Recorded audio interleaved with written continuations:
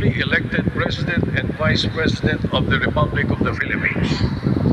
The dispositive portion of the said resolution reads as follows. Resolved further to declare that candidate Ferdinand Bongbong Marcos Romualdez Marcos Jr. and candidate Sara Zimmerman Duterte received the highest number of votes cast for President and Vice President respectively in the national elections held on the 9th of May 2022, and by virtue thereof to proclaim Ferdinand Bongbong Romualdez Marcos Jr. as the duly elected President of the Republic of the Philippines and Sara Zimmerman Duterte as the duly elected Vice President of the Republic of the Philippines.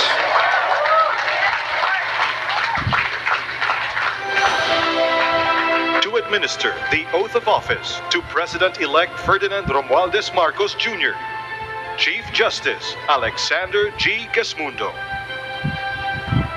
May we request on stage Attorney Liza Araneta Marcos, Ferdinand Alexander Sandro Marcos, Joseph Simon Marcos, and William Vincent Marcos to witness the oath-taking.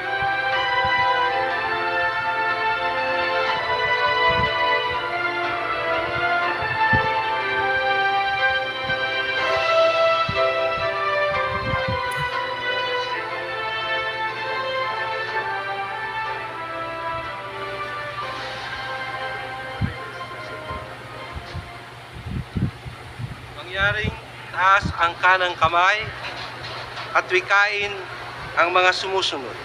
Ako, si Ferdinand Romualdez Marcos Jr. Si Ferdinand Romualdez Marcos Jr. ay mataimtim na nanunumpa. Natutuparin ko ng buong katapatan at sigasig Natutuparin ko na buong katapatan at sigasig ang aking mga tungkulin bilang Pangulo ng Pilipinas, Pangulo ng Pilipinas, pangangalagaan at ipagtatanggol ang kanyang konstitusyon, ipatutupad ang mga batas nito, ipapatupad ang mga batas nito, magiging makatarungan sa bawat tao, at itatalaga ang aking sarili sa paglilingkod sa bansa. Kasinawa ako ng Diyos. Congratulations, Mr. President.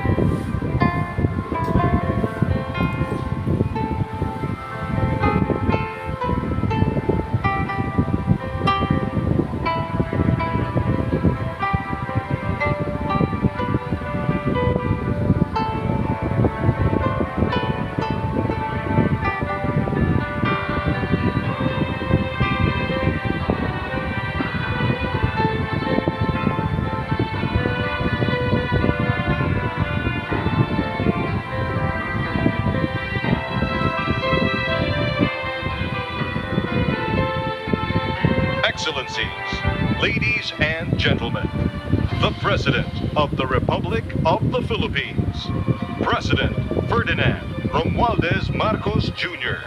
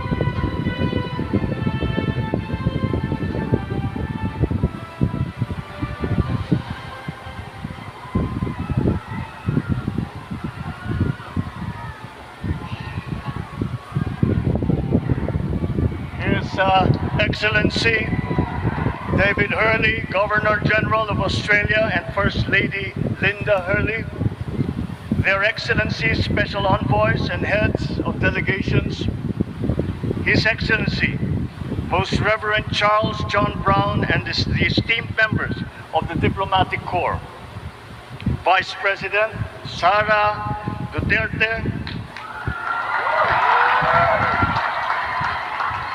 President Fidel Ramos, President Joseph Ejercito Estrada, President Gloria Macapagal Arroyo,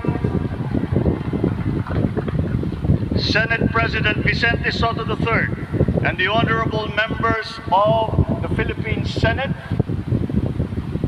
House Speaker Lord Alan J. Velasco, and the honorable members of the House of Representatives, Chief Justice Alexander Gesmundo, and the Honorable Justices of the Supreme Court, of course, First Lady Liza Araneta,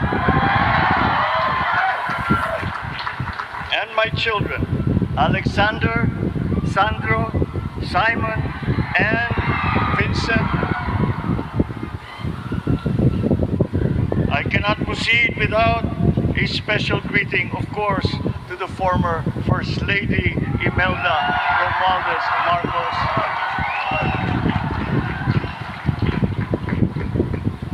Other distinguished guests, ladies and gentlemen, my friends, ang aking minamahal na mga kababayan, magandang tanghali po sa inyong lahat. This is a historic moment for us all. I feel it deep within me. You, the people, have spoken, and it is resounding.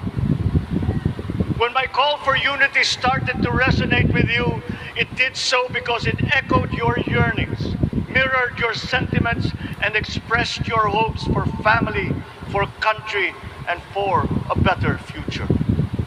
That is why it reverberated and amplified as it did, to deliver the biggest electoral mandate in the history of Philippine democracy.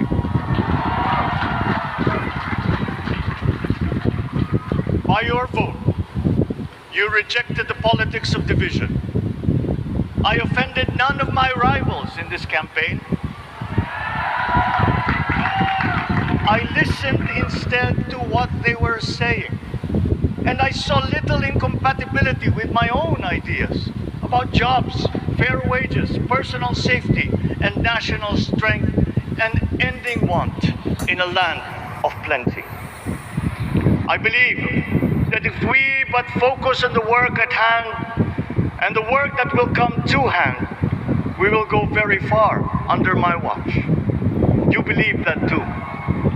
At pinakinggan ko ang tinig ninyo na ang sinisigaw ay pagkakaisa, pagkakaisa, pagkakaisa. We will go farther together than against each other, pushing forward, not pulling each other back, out of fear, out of a misplaced sense of weakness. But we are the furthest from weak.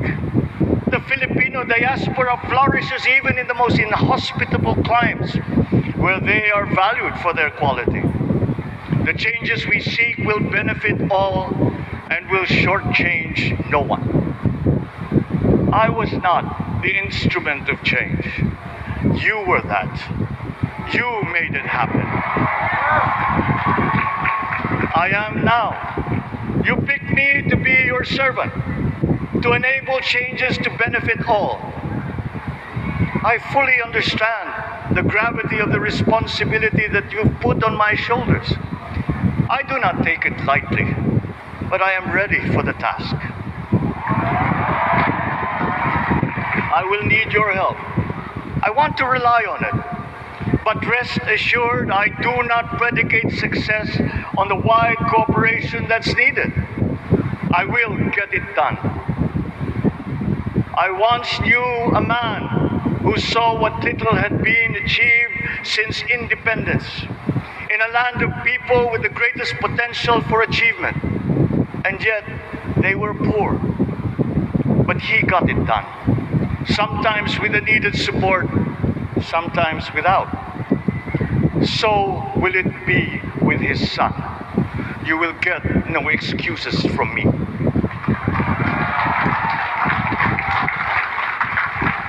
I am here not to talk about the past. I am here to tell you about our future.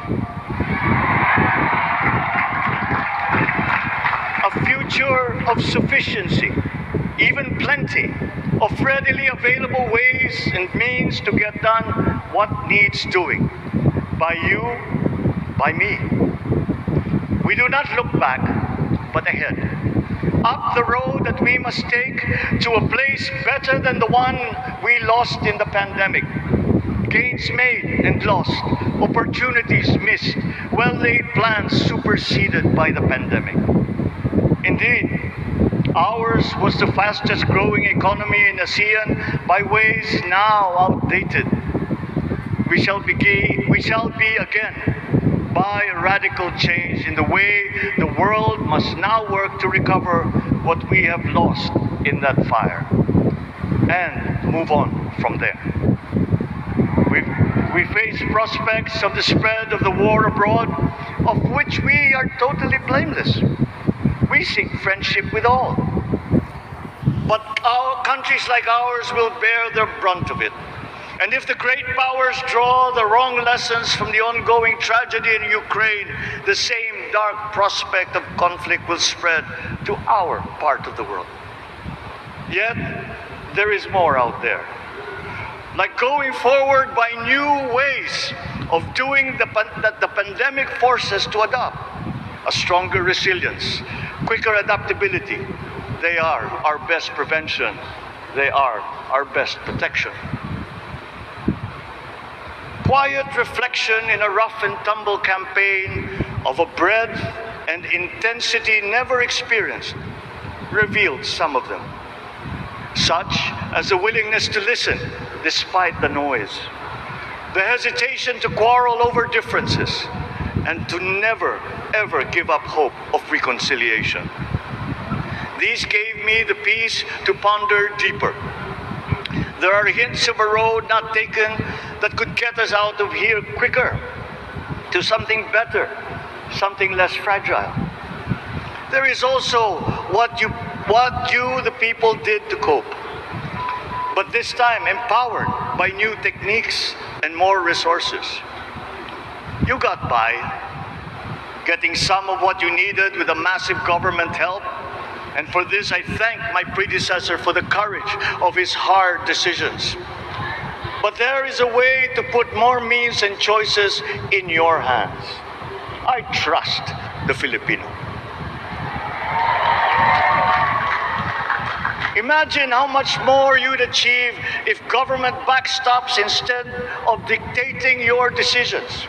Always there to pick you up when you fall, giving what you need to get past a problem. Imagine if it invested in your self-empowerment to bring it closer to taking on whatever challenges come. Imagine a country that, in almost every sense, is you. Now imagine what you and government can achieve together. We did it in the pandemic. We will do it again. But again, I will not predicate my promise to you on your cooperation. You have your own lives to live, your work to do, and there too I will help. Government will get as much done alone without requiring more from you. That is what government and public officials are for. No excuses, just deliver. It was like that once upon a time.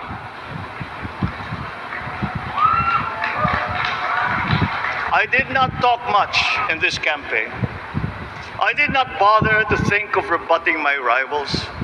Instead, I searched for promising approaches better than the usual solutions. I listened to you. I did not lecture you who has the biggest stake in our success. And the forthcoming State of the Nation will tell you exactly how we shall get this done. In this fresh chapter of our history, I extend my hand to all Filipinos. Come, let us put our shoulders to the wheel and give that wheel a faster turn to repair and to rebuild and to address challenges in new ways, to provide what all Filipinos need, to be all that we can. We are here to repair a house divided, to make it whole, and to stand strong again in the bayanihan way, expressive of our nature as Filipinos. We shall seek, not scorn, dialogue. Listen respectfully to contrary views. Be open to suggestions coming from hard thinking and unsparing judgment. But always from us, Filipinos. We can trust no one else when it comes to what is best for us. Past history has often proven that. Solutions from outside divided us. None deepened our understanding. They were always at our expense. Never forget, we are Filipinos. One nation, one republic, indivisible. We resisted and never failed to defeat foreign attempts to break up our country in my father's watch. His strongest critics have conceded that. So let us all be part of the solution that we choose. In that lies the power to get it done. Always be open to differing views, but ever united in our chosen goal. Never hesitating to change it, should it prove wanting. That is how agile, resilient republics are made. Our future we decide today. Yesterday cannot make that decision anymore, nor can tomorrow delay it. The sooner we start, the surer and quicker the prospect of achieving our future. These are troubling times. What's happening to others can happen to us, but it will not. We see what's happening. We are witness to how it is being stopped, and we have seen the glory that crowns struggle against all odds. Giving up is not an option. We've been through times of bitter division, but united. We came through to this when it shall begin again, but better. The campaigns I've run have taken me here where I stand today. I listened to you, and this is what I have heard. We all want peace in our land. You and your children want a good chance to better life in a safer, more prosperous country. All that is within reach of a hard-working, warm, and giving race. Your dreams are mine. Pangarap nyo ay pangarap ko. How can we make them come true? How can we do it together? But I will take it as far as anyone with the same faith and commitment can, as if it depended entirely on himself. Sa pangarap na maging mapayapa ang ating bansa, ang pangarap nyo ay pangarap ko. Sa pangarap na maging maunlad ang ating bansa, ang pangarap nyo ay pangarap ko. At sa pangarap na maging mas masinang ang kinabukasan natin at ng ating mga anak, ang pangarap nyo ay pangarap ko. We are presently drawing up a comprehensive, all-inclusive plan for economic transformation. We will build back better by doing things in the light of the experiences that we have had, both good and bad. It doesn't matter. No looking back in anger or nostalgia. In the road ahead, the immediate months will be rough, but I will walk that road with you. The pandemic ravaged bigger economies than ours. The virus is not the only thing to blame. What had been well built was torn down. We will build it back better. The role of agriculture cries for the urgent attention that its neglect and misdirection now demands. Food self-sufficiency has been the key promise of every administration. None but one delivered. There were inherent defects in the old ways and in recent ways too. The trade policy of competitive advantage made the case that when it comes to food sufficiency, a country should not produce but import what other countries make more of and sell cheapest. Then came Ukraine. The most vulnerable when it comes to food are the countries furthest away from the conflict, those bearing no blame for provoking it. Yet they face the biggest risk of starvation. If financial aid is poured into them, though it never is, there is nothing to buy. Food is not just a trade commodity. Without it, people weaken and die. Societies come apart. It is more than a livelihood. It is an existential imperative and a moral one. An agriculture damaged and diminished by unfair competition will have a harder time or will have no prospects at all of recovery. Food sufficiency must get the preferential treatment the richest free trade countries always gave their agricultural sectors. Their policy boils down to don't do as we do, do what we tell you to. I am giving that policy the most serious thought if it doesn't change or make more allowances for emergencies with long-term effects. There is a parallel problem in our energy supply. Sufficient fossil fuel-free technology for whole economies has yet to be invented. And it is not seriously tried by rich countries. Again, consider the response of the richest countries to the war in Ukraine. But surely, a free world awash with oil can assure supplies. Or we will find a way. We are not far from oil and gas reserves that have already been developed. What we teach in our schools, the materials used must be rethought. I am not talking about history.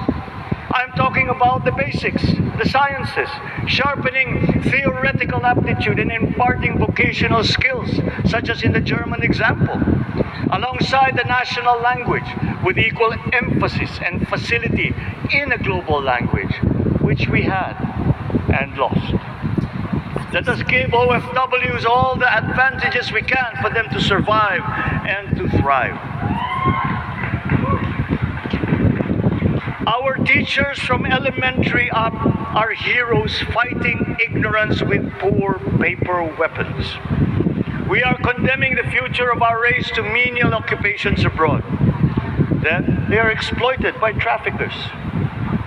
Once we had an education system that prepared coming generations for more and better jobs.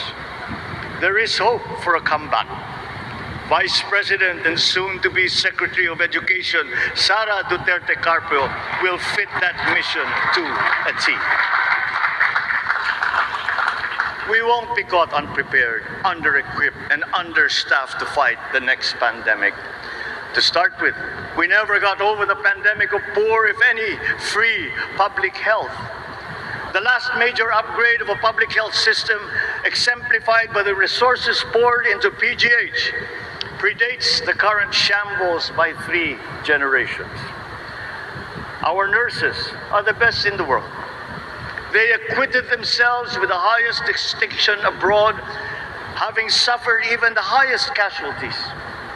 With the same exemplary dedication at home, they just got by. They are out there because we cannot pay them for the same risk and workload that we have back here. There will be changes starting tomorrow. I am confident because I have an oblek in my cabinet.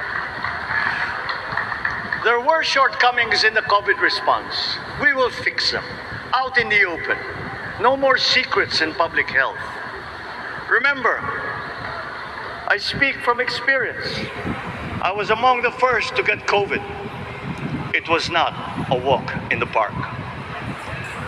My father built more and better roads, produced more rice than all administrations before his. President Rodrigo Roa Duterte built more and better than all the administrations succeeding my father's. Much has been built, and so well, that the economic dogma of dispersing industry to develop the least likely places has been upturned. Development was brought to them. Investors are now setting up industries along the promising routes built. And yet, the potential of this country is not exhausted. Following these giant steps, we will continue to build. I will complete on schedule the projects that have been started. I'm not interested in taking credit. I want to build on success that's already happening. We will be presenting the public with a comprehensive infrastructure plan. 6 years could be just about enough time. No part of our country will be neglected. Progress will be made wherever there are Filipinos, so no investment is wasted. The recovery of Philippine tourism with its emphasis on accessing nature's beauty, I am sure will exceed expectations. And bigger is not always better, but there's something to be said for economies of scale. And yet the country invites investments in fast-rising industries with quick returns and inflicts irreparable damage for future generations. We have yet to see large-scale practical solutions to pollution, though some are beginning to emerge. But there are tried and proven new ways of mitigation. Blades have been turning over the sand dunes of Ilocos Norte, harnessing a power all around, but unseen, long before this day. I built them. The rich world talks a great deal, but does a lot less about it than those with much less, but who suffer more death and destruction from climate change and lack of adaptation. We will look to our partners and friends to help the Philippines, who, despite having a very small carbon footprint, is at the highest risk. First, spare victims, then help them recover, and move on to lessen the harmful impact of climate change. We too have our part to play. We are the third biggest plastics polluter in the world, but we won't shirk from that responsibility. We will clean up. You will not be disappointed, so do not be afraid. With every difficult decision that I must make, I will keep foremost in my heart and in my mind the debt of gratitude I owe you for the honor and responsibility that you have conferred on me. Whatever is in a person to make changes for the better of others, I lay before you now in my commitment. I will try to spare you. You have your other responsibilities to carry. But I will not spare myself from shedding the last bead of sweat or giving the last ounce of courage and sacrifice. And if you ask me why I am so confident of the future, I will answer you simply that I have 110 million reasons to start with. Such is my faith in the Filipino.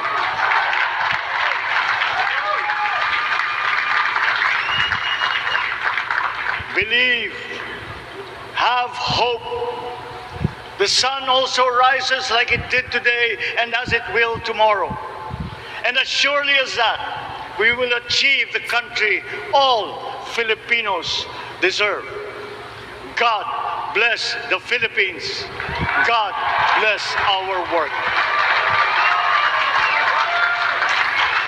Maraming salamat po sa inyong lahat. Mabuhay ang Pilipinas. Magandang tanghali po.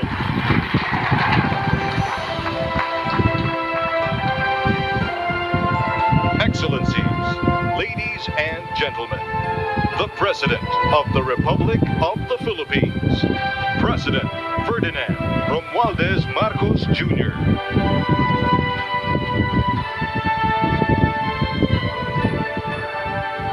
We will now have a photo opportunity with President Ferdinand Romualdez Marcos Jr. May we invite the first family on stage. First Lady Liza Araneta Marcos, Ferdinand Alexander Sandro Marcos, Joseph Simon Marcos, and William Vincent Marcos.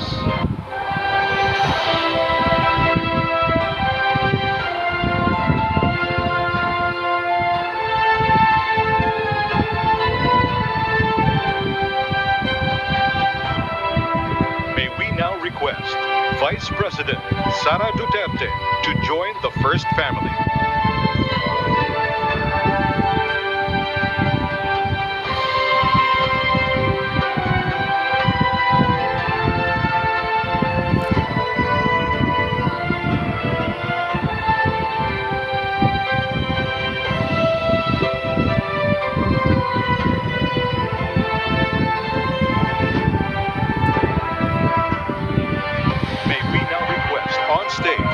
Chief Justice Alexander G. Gesmundo and Senate President Vicente Soto III to join the first family.